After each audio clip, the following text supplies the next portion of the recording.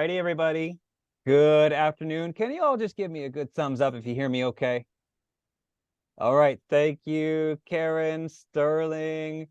Oh my, so many familiar. Oh, so many thumbs. I love that. Thank you so much for your attendance and your enthusiasm coming in on a Thursday afternoon. I hope you are all having a wonderful, wonderful week. It is my pleasure to be with you this afternoon. If anybody doesn't know me, hi, my name is Michael. I teach anthropology at Long Beach City College, and I'm also serving as your online education faculty coordinator. That's just a fancy long title that means I have the privilege to work with faculty like you every day as we all navigate the world of online teaching and learning together. So I am grateful to be here. I'm excited for what we have in store for you. And let me just run through a couple of quick housekeeping items before we begin. Oh, Kimberly, I'm so sorry you can't hear. I think others can hear me all right. Maybe check the sound settings next to the mute button in Zoom and make sure you have your speaker set the way it needs to be set. Okay, so a couple housekeeping items. Again, this meeting is being recorded. For our colleagues that cannot be with us today, we want to offer them the opportunity to tune in a little bit later. This is eligible for 1 hour of flex credit. So if you have not yet done so, please sign in via the chat function here on Zoom with your name, department, and ID number for flex credit. We welcome you to utilize the chat function throughout the workshop. You can throw kudos, you can ask questions. We will have Q&A at the very end, and you're welcome to utilize that function as we go through the workshop.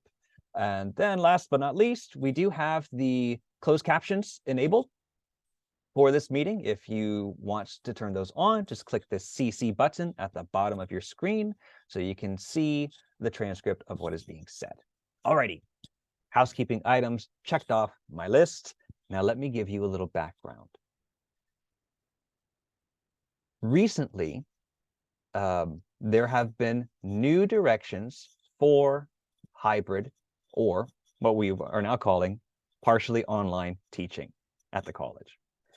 I want to share with you very briefly some of the initiatives related to hybrid classes. The first of which is that terminology change. Okay, so in the schedule, rather than having hybrid, we are now listing as partially online, but it is essentially the same concept. Another interesting change is that there will be a roughly, I say roughly, 50-50 meeting pattern of in-person time and asynchronous contact hours starting in spring of 2024. And finally, the college is increasing the number of partially online class offerings by approximately 20% across the campus.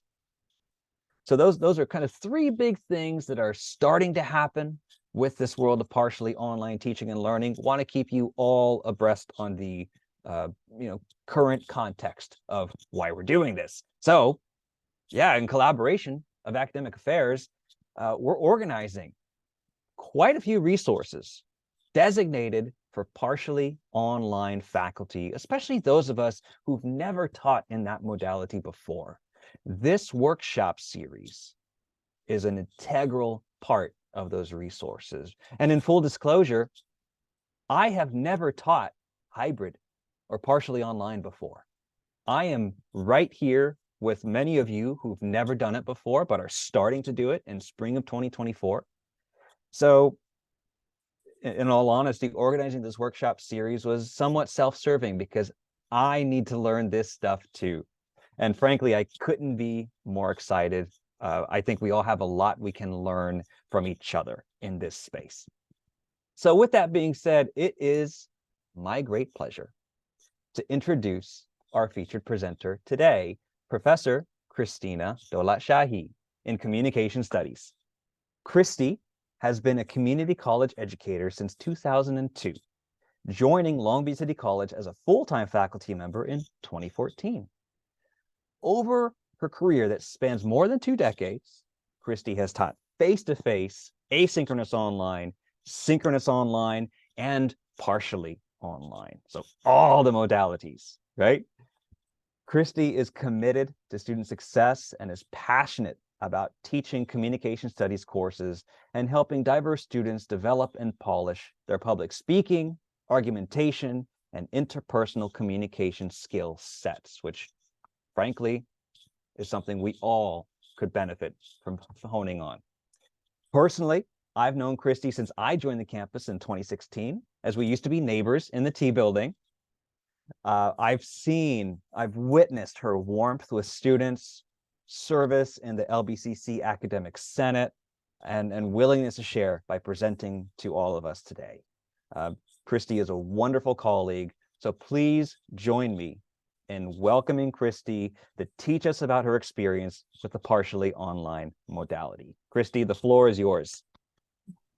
Wow, well, thank you so much, Michael, for that nice introduction. Good afternoon, everyone. I am very excited to be here with all of you. Thank you for joining me. I'm going to share my screen. Just want to make sure everybody can see that. Looks great, Christy. Okay, good. Let me just organize. Okay. Sorry, one moment. Got a lot of windows open, a lot of things here. We Okay. all feel your pain. Yep. All right. Here we go.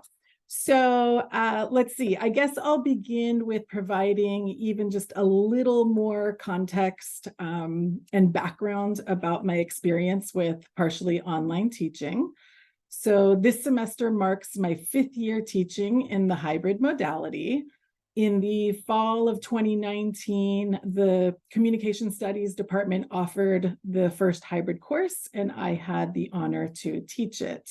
Fortunately for me, when the pandemic first happened in the spring of 2020, I had recently just completed all of my online training and certification and had 1 semester of hybrid teaching under my belt. I definitely feel for faculty who had to completely jump ship and move their face-to-face classes online, because most of us know, right, shifting gears and teaching in a new modality is not easy. I think, each modality really has its own strengths and weaknesses, and I look at the hybrid model as really having the best of both worlds, as you can draw on the strengths, of both the face-to-face and asynchronous online modalities and what they have to offer, and then apply those to your partially online course. I hope my workshop provides some insightful tips that will help make your transition to partially online teaching a smoother one. All right, so workshop objectives. Today, I would like to introduce you all to my partially online hybrid course. Specifically, I'll explain what it means, what partially online means in my course, because that could mean a variety of different things, I think, to different instructors and even at different colleges. My plan is to show you how I set up and designed my course and then how I manage it throughout the semester. I will be showing you some examples from my Canvas course shell to offer you some practical ideas you might want to try in your course. And then I've come up with 6 tried and true tips for faculty, especially those new to teaching the hybrid course. By no means, I just want to say, am I the expert? I am always learning, always trying out new things every semester. But these practices I'll share with you today seem to be working well. All right, so let's jump right into it. So my partially online hybrid course, and sorry, I'm just used to calling it hybrid. I did kind of make my slides say, partially online, because I know that's the new lingo moving forward, but I'll probably end up just saying hybrid throughout my presentation. So just to clarify that.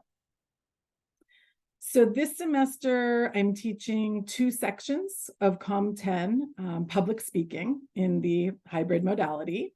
And I do teach that 50-50 model. In fact, that's, all I've taught. So I know there's a variety of different ways the hybrid model can be taught.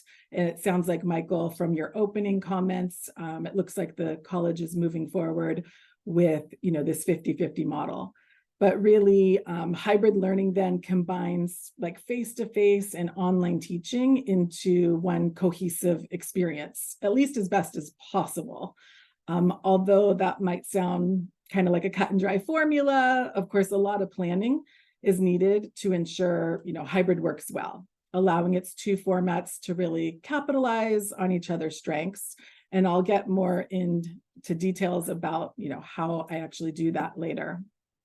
So for the 50% in person, my class time is scheduled for 1 hour and 25 minutes of, in-person instruction per week. I actually teach the two sections of Com 10 that mirror each other. So I teach the same class, two different classes, but Tuesday and Thursday from 9:55 to 11:20. So it actually works really well with scheduling too. For the 50% online, I've created learning materials that would take students approximately 1 hour and 25 minutes of online instruction or learning per week. I, created modules, and I'll kind of talk about what I include in all of those modules throughout my presentation in a little bit. But of course, some weeks, they might spend more time depending on what's included in the learning module, or if there's supplemental reading. Perhaps there's an extra assignment. Maybe students are, in my class, my public speaking class, they're developing and rehearsing speeches. So that all happens outside of class as well. And then for my course design, I actually chose what's called a flipped classroom concept or framework. And I'm going to explain that a little bit further for you so you understand what that means. So if you look at this infographic, you can see the process of how a flipped classroom works and what students are doing both in class and then outside of class. This explanation comes from the University of Texas at Austin, the Center for Teaching and Learning. And it was really beneficial for me when I was first starting out teaching. And this is exactly, how I would explain it to my students. So before class, students prepare. And this would be, online, in Canvas. Students are completing interactive learning modules. That might include reading material, whether it be from, a textbook or articles. I use a OER, an open educational resource, and I've actually embedded my reading material right into my Canvas pages. I call them web lessons. And students are able to just have one, easy access to all the material. They don't have to click on any links or go to any external sites or pages or anything like that. Students would also be watching recorded lecture videos and taking notes, and then possibly, have low-stake quizzes to kind of test their knowledge of the concepts that they learned in the online web lessons. Students might also engage in online discussion boards or maybe some other tasks the instructor has provided to help prepare them for the next class session. So all in all, completing all this coursework then would set students up for success for the next in-person class meeting. All right, so during class, students would practice what they've learned outside of the classroom. So students would engage in interactive, class activities and practice applying key concepts with feedback from their instructor and their classmates. In my course, students would have a lot of opportunity to practice their skills in person in class through collaboration, different group work. I build in several workshop days where students can work together on various tasks, and I kind of float around the room and offer constructive feedback. For example, I might have students work in small groups, brainstorming, topic ideas for an upcoming speech, potential main points, organizational frameworks, again, for an upcoming major, say, informative speech. Students, of course, could also seek feedback from their classmates, which is really nice. There's a lot of peer instruction going on. It's nice to just have that lively classroom. And there are so many possibilities to infuse, a class with collaborative learning experiences. So finally, after class, outside of class, students would process what they've learned. And again, they're kind of processing both, the online prep work that they did before the in-person class, and then also what happened in the in-person class. Students, check their understanding and apply learning to more complex tasks. So again, as an example, back to my class, I would have students process what they learned and then apply their deeper understanding to, a new assignment, which maybe now would be a rough draft outline for their upcoming informative speech. So as you can see, like the flipped classroom concept, it works really well in my discipline, teaching, public speaking. In comm studies, we place an emphasis on skill building, experiential learning, really hands-on learning. So much of the theory and content can be learned outside of class while then applying the practical skill, during the in-person class meetings. I just want to mention, of course, I recognize this exact format may not work well for all disciplines, but I think the nice thing about the flipped classroom concept is, you can make it work in a variety of different ways. Okay, so now that you've kind of gained a general understanding about how my hybrid course is set up, and the flipped classroom concept, let me share with you some tried and true tips to get your hybrid class running. All right, so tip number one, build your course around what you want your students to learn. So for those of you who are just, starting to plan your upcoming partially online course, I would encourage you to build your course starting with the learning objectives listed in your syllabus. Then, as you're building your course, select and align the delivery method, technology, and assignments that will best help students learn the objectives and content. So you can see the chart that I have towards the bottom of the slide, but you really need to consider, what would best be done online versus in person. So when planning your course, I think capitalizing on the flexibility that online learning provides, thinking about what lecture material, assignments, students can learn autonomously. One of the benefits of hybrid learning or the model of hybrid learning is that students, can work on their own at their own pace, which is very convenient for many of our students. I think most students who enroll in my courses, they'll say that, they're working more than one job, they're a single parent, they just have a busy schedule. So this modality works well for them. Also, of course, consider, what would best be learned in person and then in real time. What information do you as the instructor need to cover in person? Maybe what skills need to be practiced or performed in person. Personally, I find that discussions and group activities, these tend to be more successful in my in-person classroom than my online classroom. At least the nature of the conversations, more in-depth disclosures, those sorts of things. Finally, you'll need to consider what learning outcomes and objectives would best be learned online, facilitated by the learning resources. Again, this might be through your pre-recorded video lectures, maybe a discussion board assignment, supplemental reading, etc., versus what learning outcomes would best be facilitated by the instructor. As you begin to think about designing your partially online course, you might want to consider some of these questions. These come from the University of Texas at Austin. Again, their Center for Teaching and Learning has so much great information about hybrid modality and also the flipped classroom. So the first question, what content do students need to know before class to successfully engage in the learning activity during class? and how does it fit into the bigger picture of the unit and the course? So always kind of, think about that and plan for that as I'm designing my course for an upcoming semester.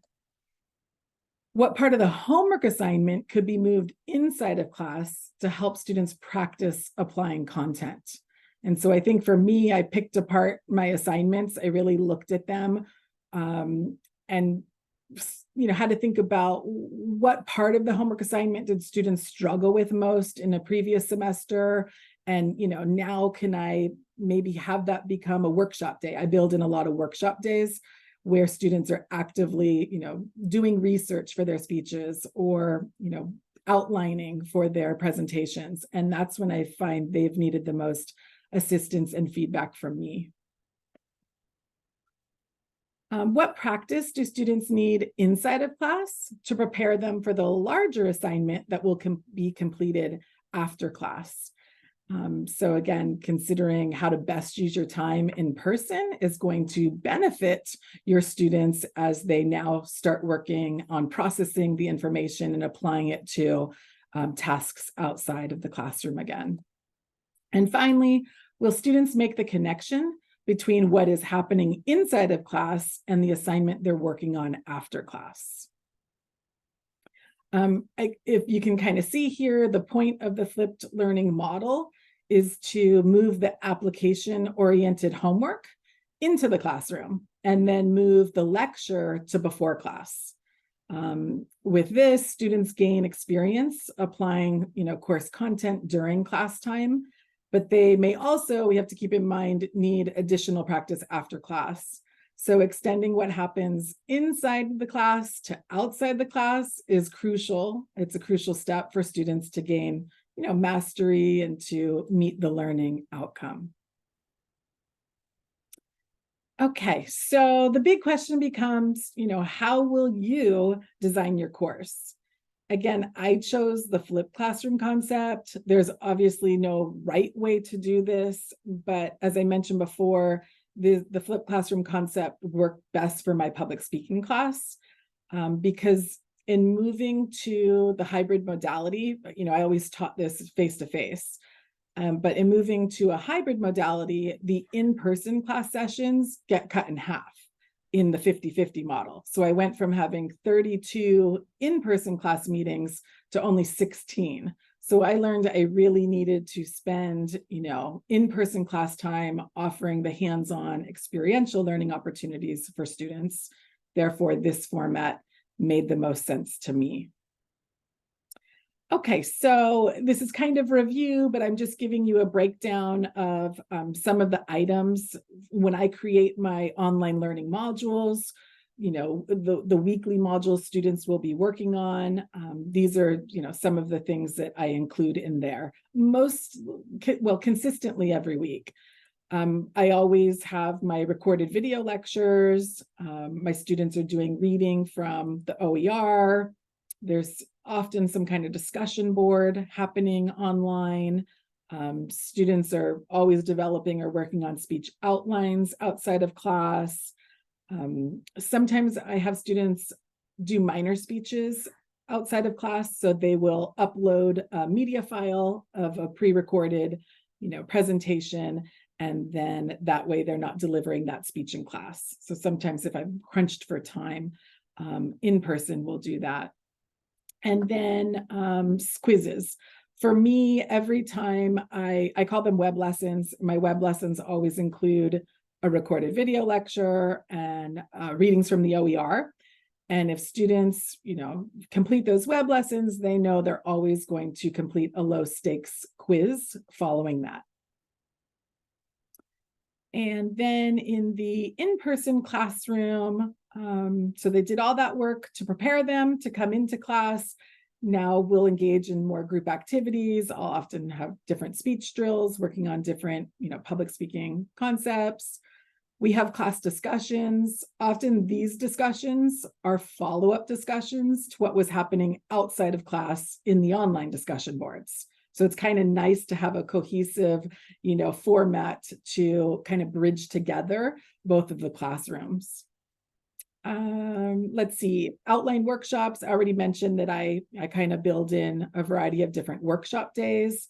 That way students can actually be working on what used to be old homework assignments outside of the classroom. They actually get to work on them in class with me there, so I can give them constructive feedback. Major speeches, minor speeches too, but mostly major speeches. I reserve our in-person class sessions for these presentations, and then often midterm and final exam. I have in the past moved an exam online. Again, it kind of just depends if we run out of class time, but I do usually like to give exams in person. All right. Okay, so moving on, tip 2. So if now that we, have figured out our course design, and let's say you're ready for a new semester to start, I would recommend that you sell it well to your students. And by that, I mean to define what partially online hybrid means in your course. And of course, use, as clear and descriptive language as you can. I find that most students do not realize what course they're enrolled in. They don't know what partially online hybrid means. And sometimes, like for our college, it could change semester to semester. So for the instructor to be clear on it and then to explain it clearly to your students would be helpful. Again, not all teachers, not all colleges, define partially online the same, and students get confused for sure. So being clear on what your expectations are, what the student responsibilities are, how your class is set up, both in the in-person and online classroom is going to be beneficial.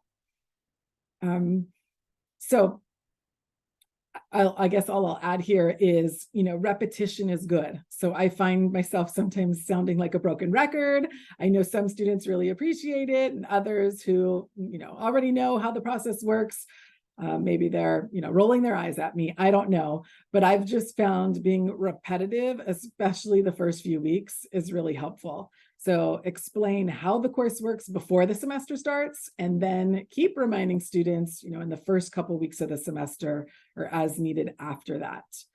I share this info with my students in a variety of ways. And so about a week before the semester starts, I publish my course.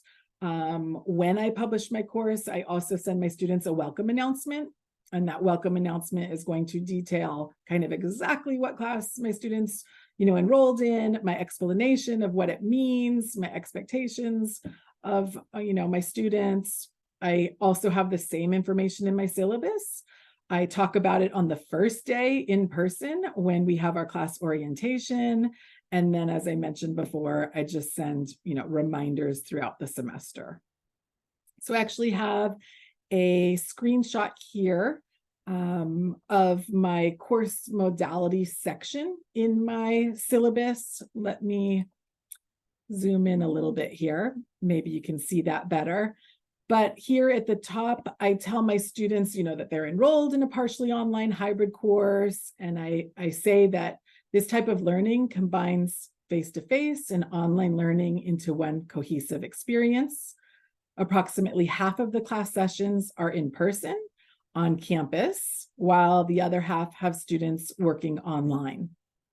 And then I share the same infographic that I shared with all of you a few moments ago. And I also break down, very similarly to the slide that I already discussed with you. Towards the bottom, I further explain what students can expect, in the online classroom versus the in-person classroom, and just remind them that they're required to participate in both.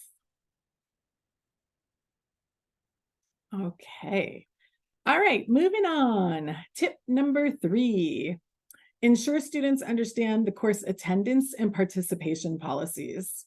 So regardless of the teaching modality, I'm sure most of you already do these things. However, I find it becomes even more essential in a hybrid class, because some students think they can just show up to class without doing the online work, And then other students think they can just do the online work and, rarely or never show up to class. So taking attendance regularly in person is going to be very beneficial. And make sure students are aware that you're taking attendance. I find that's really helpful too. Also, offering low stakes assignments to monitor student participation online early in the semester and before the census date, especially. I know some of you may do like a syllabus quiz or maybe a meet and greet in a discussion board where students introduce themselves. These kinds of assignments are very effective because, not only can they show you that students are participating, they also show you that they know how to use Canvas features, and that becomes helpful as well. And then check in with students or email students who are not participating in both modalities within the first few weeks of the semester. I actually, on my next slide, have some sample emails that I send to students. I'm sure many of you do something similar, but for a student not attending in-person classes, I may say something like this, and I'll just read it. Hi, Jaime, I noticed you haven't been regularly attending our in-person class meetings each week. I wanted to remind you of our class attendance and participation policy. Students enrolled in this course are required to participate both in person and online each week. These in-person class meetings provide opportunities for live interaction with me and your classmates for discussions, group activities, speech drills, and presentations. Please click on this link to review these policies. Let me know if you'd like to further discuss your situation. I'm here to help you succeed. And then similarly, I would send an email to a student not participating in the online classwork. I'm not going to, read this one specifically to you. It basically says the exact same thing, just kind of flipped, focusing on what the online coursework consists of. And then I do just say, as a reminder, completing these assignments prior to attending our weekly in-person class meetings is necessary to help you or set you up for success. Students usually respond to my emails. Often they're saying, I didn't know I was supposed to attend the in-person class. I thought it was just a asynchronous online course.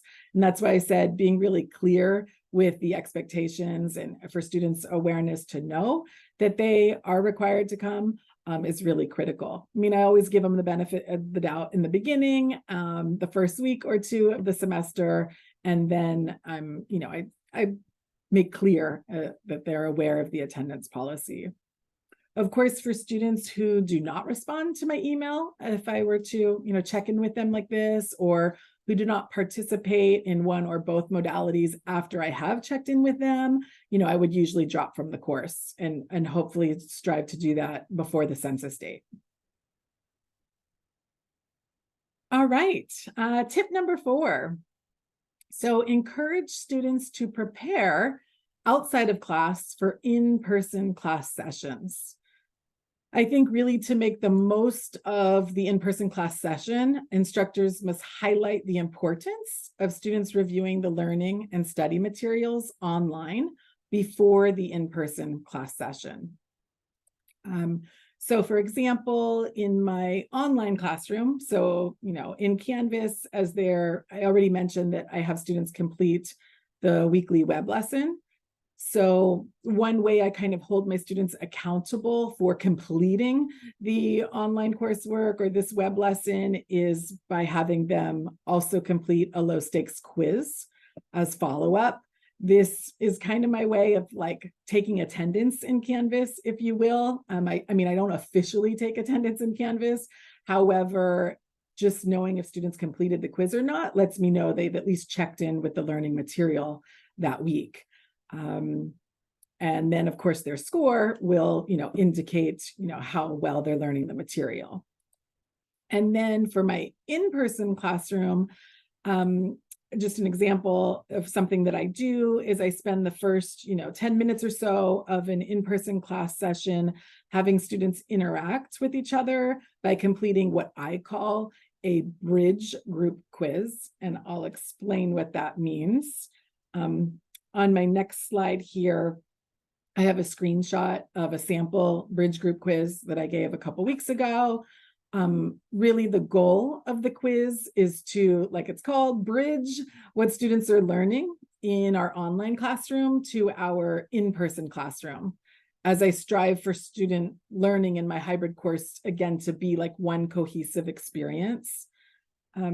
So here's how this would look. Let's say as students arrive to our, in-person classroom, they know they're expected to begin collaborating with their classmates, forming small groups. Usually I don't have them working with more than 4 classmates, but they'll discuss and then, answer my quiz questions together. The quiz serves as a really good refresher of the content they learned outside of class to help them prepare for the incoming class, which is that day. These quizzes aren't graded. Students know that. Again, they're just a tool to review course concepts. As I mentioned, I usually only spend 7 to 10 minutes on these quizzes, kind of just enough time for everyone to arrive, get settled, and for me to take roll call. And then I tend to even taper off these, bridge quizzes as the semester progresses, when students, understand how important it is to come to prepared to class. Okay, continuing with this idea of students being prepared. Also, I think it's helpful to walk through the first online learning module with students in person. Every new learning modality is not just an adjustment for the instructor, but of course, for students, it might be their very first time, taking the hybrid course as well. So I would encourage you to spend a few minutes walking through with students how to access course content online, and then how to proceed through an actual learning module. So this is where I would show my students, what a web lesson is, how to read through the OER material, how to listen to one of my video recorded lectures, those sorts of things. Provide clear instructions on what is expected from the online classroom and then the in-person classroom.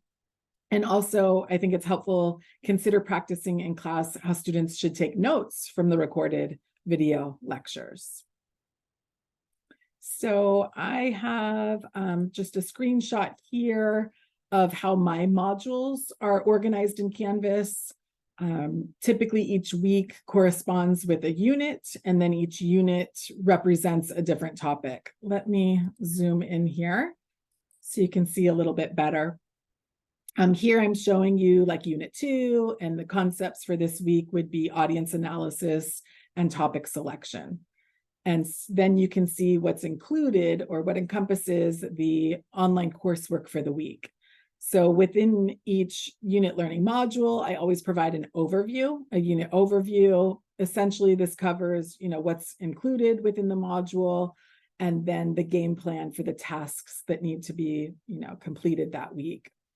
I also have my web lessons. So as I've already mentioned, my web lessons are where I have my pre-recorded lectures in addition to the OER readings and maybe some activities that students can complete. And then following every web lesson is always going to be that low stakes, unit quiz. And then I throw in some other things. I have some optional resources this week. I might have a discussion board assignment. This week I happen to have, I'm assigning a speech, and so I didn't have a discussion board. And so I aim for some kind of consistency so that the learning modules fairly follow the same format. But of course, they're going to vary, week by week. If I move down a little bit, following every online learning module will be a unit for what's going to be happening in class. And so these are my in-class activities. Here is where I would upload documents related to whatever we'd be doing in our in-person class meeting that week. Sometimes I publish these ahead of time, and then other times I publish them right live in class when we're all together. It really just depends on what we're doing that day, but my students always know, at least at some point in the class or after class, they'll have access to these pages. Okay. All right. Moving on. So tip number 5, open your communication channels. So host both virtual and in-person student hours that will accommodate your students' schedules, and then provide alternative days and times to meet with students as necessary.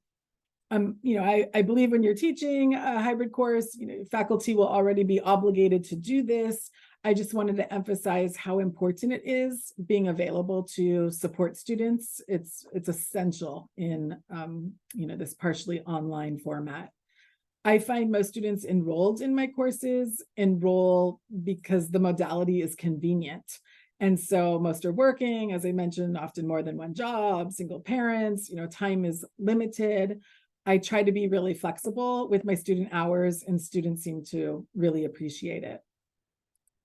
I would also encourage you to check your email a little more frequently, not because I want you to work harder than you already do, but because students really need immediate support when working on assignments online, especially when instructors are asking them to come prepared for the in-person class session. So I've found that my students often have high expectations about the attention they'll receive outside of class. And I'll admit that was like a big adjustment for me. I mean, of course, I was there for my students in my face-to-face classes, but it just seemed like these students, needed more of my time and attention in the hybrid modality. I'll also admit in the beginning, I kind of had an attitude of, it can just wait until we meet in class. It's just easier, more convenient to work with a student in person or to explain, something in person. However, I quickly learned that it was most beneficial for the student and for myself as the instructor, to offer and provide that immediate feedback and support as they're working on the online assignments outside of class. This is just a screenshot to kind of show you my instructor communication plan. I'm basically just showing you that I offer both in-person and online student hours. I also was extending that. My instructor communication plan, talks about scheduling an appointment. And so I tell my students, I understand that the above hours, may not work with your current schedule, and not to worry. I'll make an effort to meet, whether it be in person or email, telephone call, Zoom, but there are a variety of different ways, of course, you can be there to support your students. Okay. Along the same lines with opening your communication channels, I think, of course, having regular and effective contact with students is important in this modality. Even though I meet with my students weekly in person, I find that checking in with them regularly outside of class has been really beneficial too. And if nothing else, just those check-ins or an announcement in Canvas, remind students for them to check in with the course. An example I have here is what I call the Monday morning message. That probably sounds familiar to you because I stole it from the union. So our FA faculty union has their Monday morning messages. I look forward to them every Monday morning, and it's a good reminder for me to send out my Monday morning message in Canvas to my students. Basically, these messages just provide the weekly game plan for what students would be doing online, and then what we're also going to be doing in our in-person classroom. I also think it's important to provide students your feedback policy. I let my students know my policy, which is that I'll grade and offer feedback on assignments and speeches within 1 week of the due date. And I really try to uphold my commitment to my students when it comes to this feedback policy, especially since I scaffold many of my assignments. And so I'll fold in, several mini assignments that are leading up to a bigger assignment. And with this incremental learning process, the timing of my feedback I found is really critical for enhancing my students' success as they progress through the course. Okay, have consistent days for publishing your learning modules and due dates for assignments. So again, my Monday morning message is my example here. This message always goes out before noon. Students expect that. It's usually in the 8 o'clock hour, but I just give myself some leeway there and say before noon. And this is kind of the green light. Students know when they receive this Monday morning message that a new learning module has been published. I also have really consistent due dates.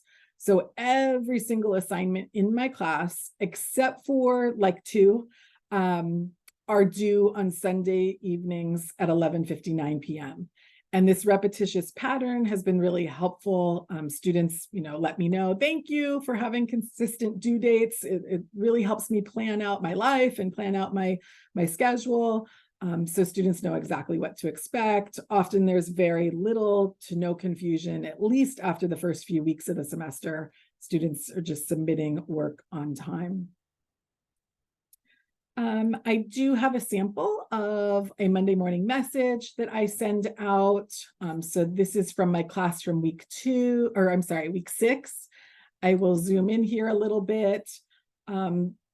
Basically, I try to use a consistent format with each Monday morning announcement that I send. And so I greet them and say hello, and then I let them know what was due in Canvas the night before. That way, if they failed to submit something, perhaps they can still get it in. After that, I'm pretty much just delineating, their online coursework in Canvas for the week. I give them the actual links. Of course, they would know to go to like the module section of my Canvas course shell, and everything would be there, newly published. But nevertheless, the links work great too.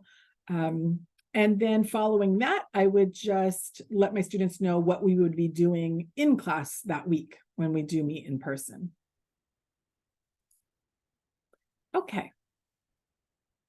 All right. I think we made it to tip number 6. I've just looked at the clock. I'm sorry, Michael, that I'm hogging up so much time. I'll go through this really fast. But when I first started teaching the hybrid format, I was, really stressed about learning about all the technology. Canvas has so many features, and I was really overwhelmed. So I think using simpler technologies to reduce complication, at least in the beginning.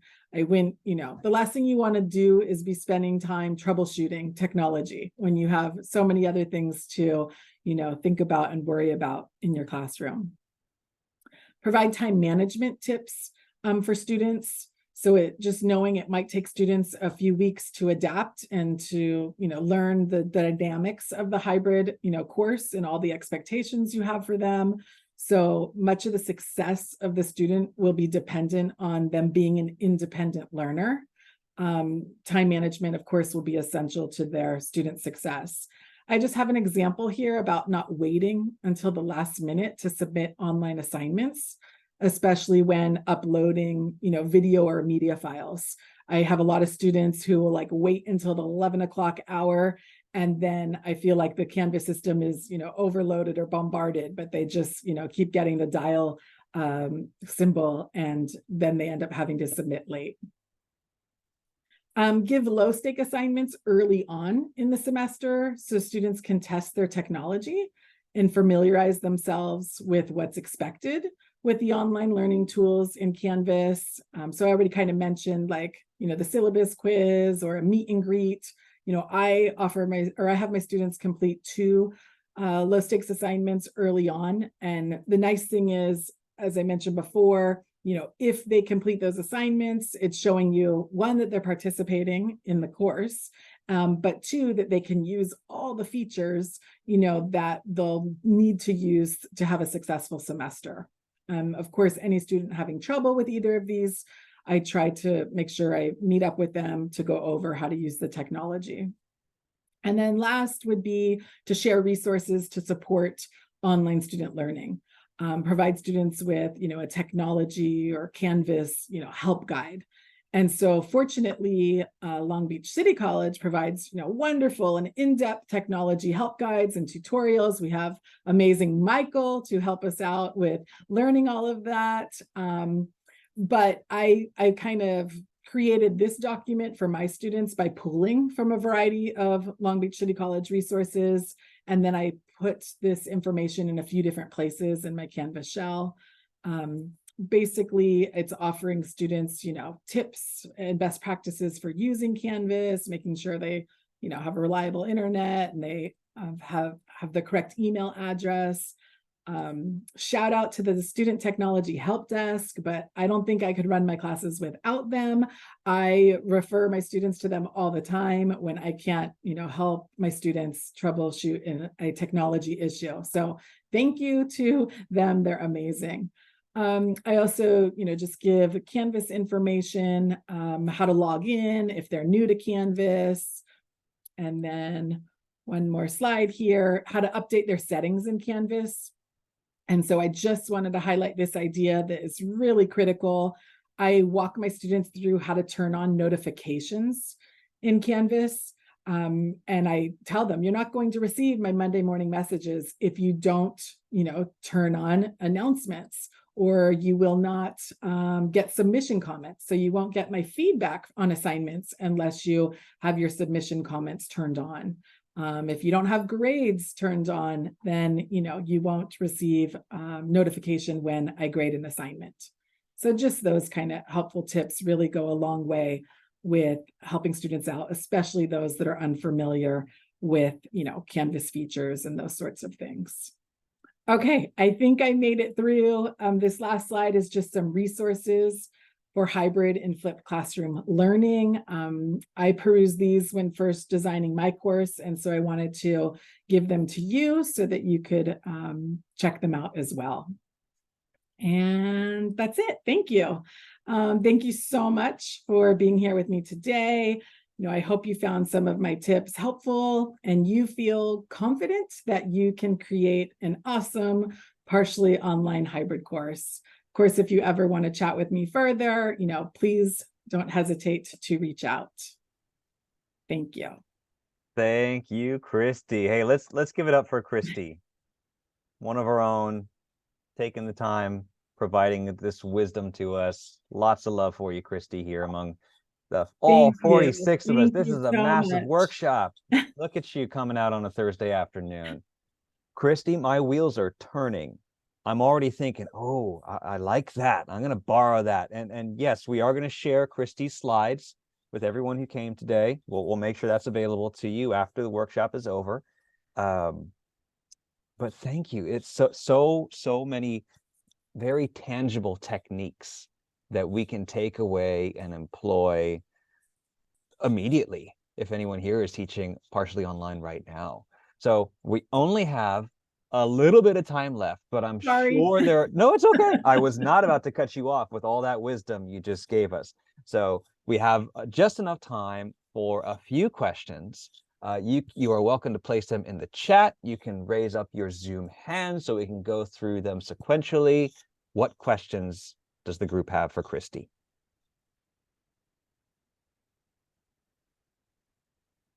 Anybody? I do have a question. John, yes, please go ahead. Hello. So this is more generic than just what she was explaining, but I almost want to say hybrid.